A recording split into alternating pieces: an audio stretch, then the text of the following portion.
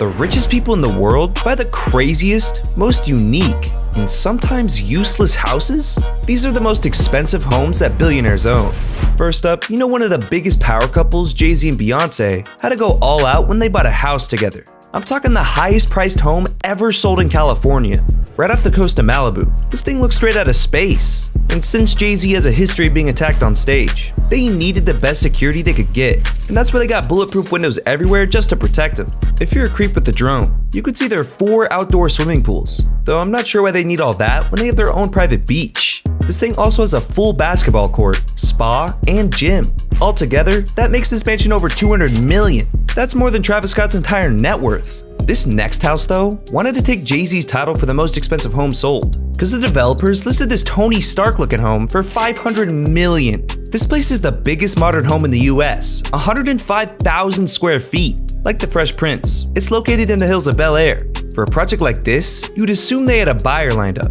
But no, billionaires didn't really want to buy it, because it's filled with some weird-ass rooms. Like a room dedicated to jellyfish and another to candy. But it does have some cool stuff though, like a whole ass nightclub, a beauty salon, 5 pools, and an outdoor running track. I mean, you could live here completely isolated from the world. Even though the place seemed amazing, no one was biting at that price. But right before the owners were about to go bankrupt, they were saved by the Fashion Nova CEO Richard Sagian, worth $1.3 billion. He grabbed it for $141 million, $359 million less than the original price. Bro finessed the deal of a lifetime.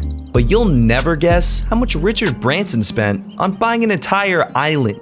This Caribbean island is full of bizarre looking animals like flamingos and lemurs. It's also the perfect spot to practice his love for kite surfing. And even though his company's called Virgin, this place is so sick, there's no way a baddie would leave here as one. There's multiple villas, houses, hundreds of employees to tend to your every need. It's a gold digger's paradise. And you could actually book the whole island for yourself for the low price of $105,000 a night. Only Mr. Beast is going to be able to afford that. But you're not going to believe how much he actually bought the island for. Since he bought it back in the late 1970s before prices skyrocketed, it only cost him $180,000. Clearly he's made some money back, but there's no public figure for how much he spent upgrading the island since then.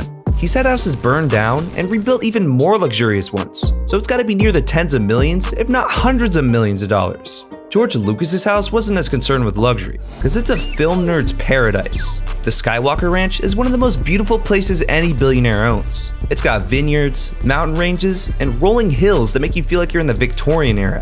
There's movie references all around the ranch, like a statue of Yoda, Charlie Chaplin's hat and cane, and a new drawing of John Lennon.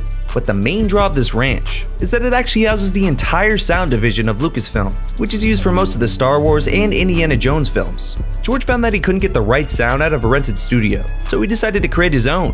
They can mix, design, and do any post-production at the Skywalker Ranch. And when the films are finished, they've got a huge movie theater with 3-story tall LED screens to premiere them. They've also got a huge research library and tons of books and materials for sound designers to use. Since Skywalker Ranch actually is a ranch, they produce their own wine, olive oil, and even Wagyu beef. And if you happen to get a little too wine drunk and cause a fire, they actually have their own fire department ready to respond to any emergencies. I guess that's the cost of being so secluded. With all these features, Skywalker Ranch comes out to a whopping $100 million. Who knew George had that much money? I guess letting Disney ruin Star Wars was worth it for him in the long run.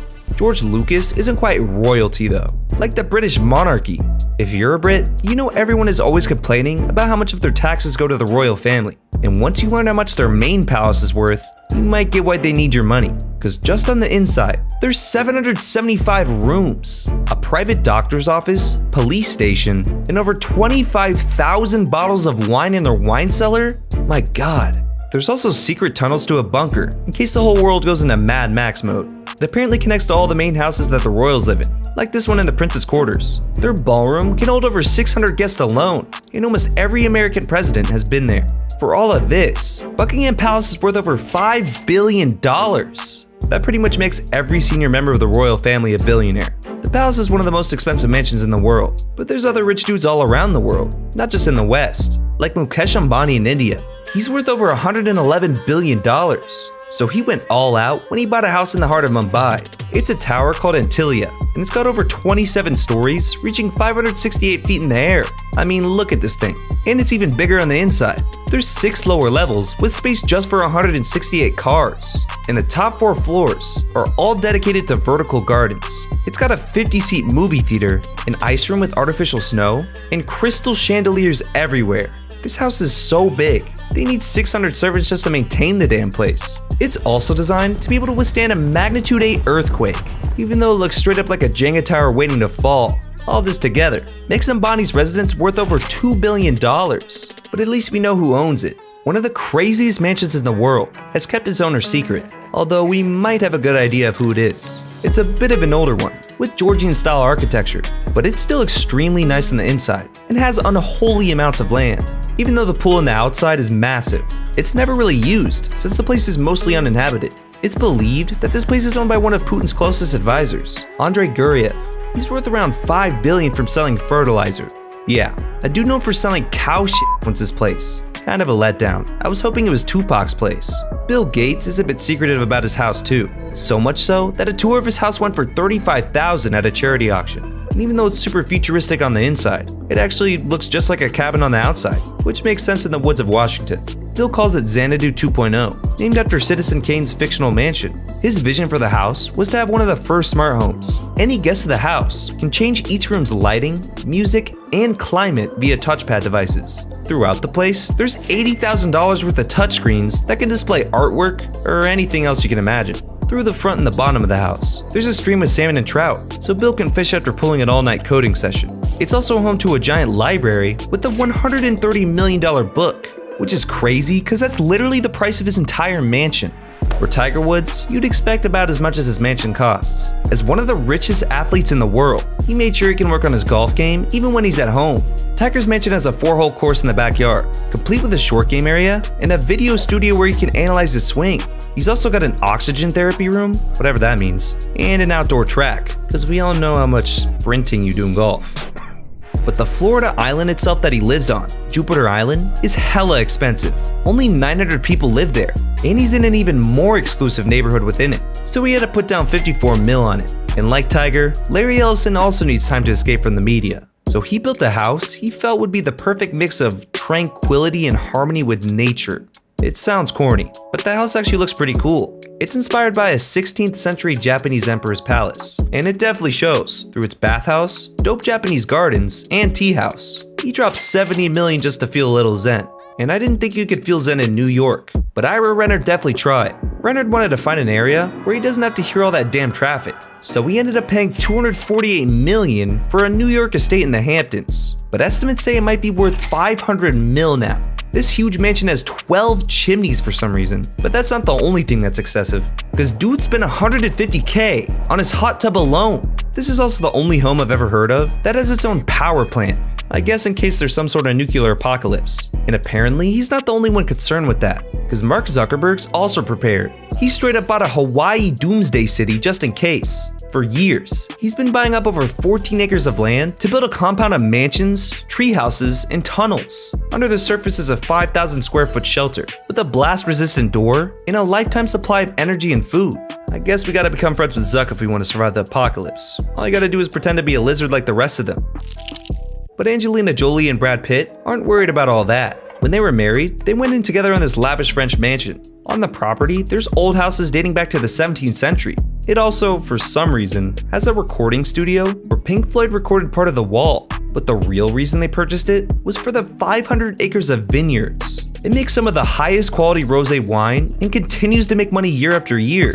So when they got divorced and Angelina sold off 50% of the place, Pitt was pissed. It said in her contract that selling was off limits, and he sued for every penny. I'm talking a $250 million lawsuit, because they originally bought the place for $160 million. But the winery itself has generated over $500 million. But to the Saudi family worth over $1.4 trillion, those are peasant numbers, because they own multiple palaces worth over $500 million. Inside of one, they got a private zoo for all types of exotic animals. And since Saudi Arabia is a boiling hot desert, they've got snow rooms to experience winter. They also have their own underground beaches and caves inside of the palace. talk about not having to leave your house ever. Since Saudi Arabia isn't as beautiful in itself, they have to add things like that. But France has natural beauty, so the villa once owned by the King of Belgium can give it a run for its money. It's got 50 acres of lush gardens, a view of the Mediterranean Sea and surrounding hills, and a huge greenhouse. It's also been the backdrop for some classic films, like one by Alfred Hitchcock. Valued at over $750 million, Jay-Z and Beyonce couldn't even afford it. It's owned by Russian billionaire Mikhail Prokhorov, and I don't know why he ran for president against Putin in 2012 when he could have just chilled here. Man's just lucky he didn't get whacked. Even though Taylor Swift is rich enough to fly her private jet from bathroom to bathroom, her house isn't exactly as large as you expect. She does have 7 other mansions to her name, but she paid for her biggest Beverly Hills mansion in cash, which is even more crazy when you learn how much it cost. Previously owned by film producer Samuel Goldwyn, this place has the status of a historical landmark, making it an absolute headache to renovate. Taylor actually wants to restore it to its exact glory from 1934, where it held parties for Hollywood's biggest stars, so it's got a whole Great Gatsby theme to it. But it also includes an Italian pool, tennis court, and screening room, costing Swift a slight $25 million. Even though music makes a lot of money, some football players make even more. So after Lionel Messi signed his Miami contract, making his career earnings over $1.6 billion, it didn't surprise anyone when he purchased the largest place of any football player ever. And here, he's living better than anyone else on this list. I mean, he has his own private island shaped just like his logo, since it's in the middle of the ocean. There's helicopter pads, super yacht docks, and a soccer pitch to keep his game pristine. Altogether, Messi's private island comes up to $100 million, but at the moment it's just a concept.